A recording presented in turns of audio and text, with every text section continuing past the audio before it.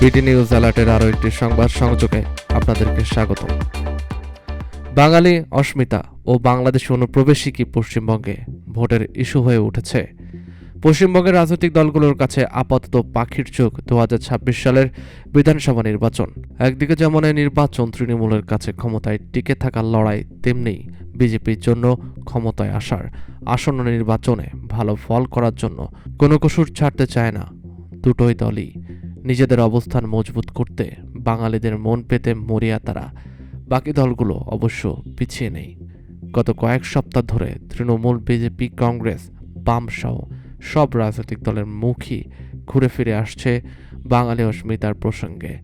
এর সূত্রপাত দেশের বিভিন্ন রাজ্যে বাংলাদেশি সন্দেহে ধরপাকড়ের ঘটনাগুলো কেন্দ্র করে। ওই ঘটনার প্রতিবাদ জানিয়ে প্রধানমন্ত্রীর রাজ্য সফরের আগেই মিছিল করেছিলেন মুখ্যমন্ত্রী। তারপর সোমবার 21শে জুলাইয়ের সভায় আবার সরব হয়েছেন মমতা ব্যানার্জি। বাংলা বললে বাংলাদেশি তকমা দেওয়ার ঘটনাকে বাঙালিদের উপর আক্রমণ এবং সন্ত্রাস বলে আখ্যা দিয়েছেন তৃণমূল সুপ্রিমো। তার অভিযোগ, এটা বাঙালি অস্মিতার, বাঙালির পরিচয় নিয়ে যে গর্ব, তার জাত্যভিমান ওপারেও আঘাত। পাশাপাশি তার অভিযোগ, যাদের বাংলাদেশি বলে জোর করে সীমান্তের অন্য প্রান্তে পাঠানো হয়েছে তাদের অনেকেই পশ্চিমবঙ্গের বাঙালি।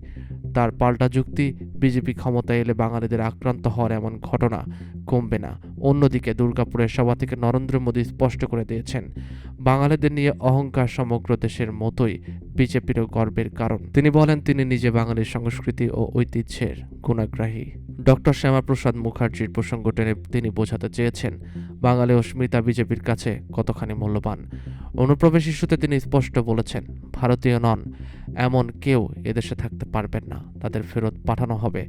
তার যুক্তি, যাদের ধরপাকড় করা হচ্ছে তারা সকলেই অবৈধভাবে অনুপ্রবেশকারী এবং বাংলাদেশি। এ সমস্ত কিছু থেকে দুটো বিষয় আপাতত স্পষ্ট। প্রথমত, 2026 সালে নির্বাচনের বিষয়ে আনুষ্ঠানিক ঘোষণা না হলেও ভোট যুদ্ধের তরজোর শুরু হয়ে গেছে। আর দ্বিতীয়ত, রাজ্য রাজনীতিতে তো বটেই, আসন্ন নির্বাচনেও বাংলা, বাঙালি এবং বাংলাদেশি ইস্যু রাজনৈতিক প্রচারের কেন্দ্রে থাকতে চলেছে।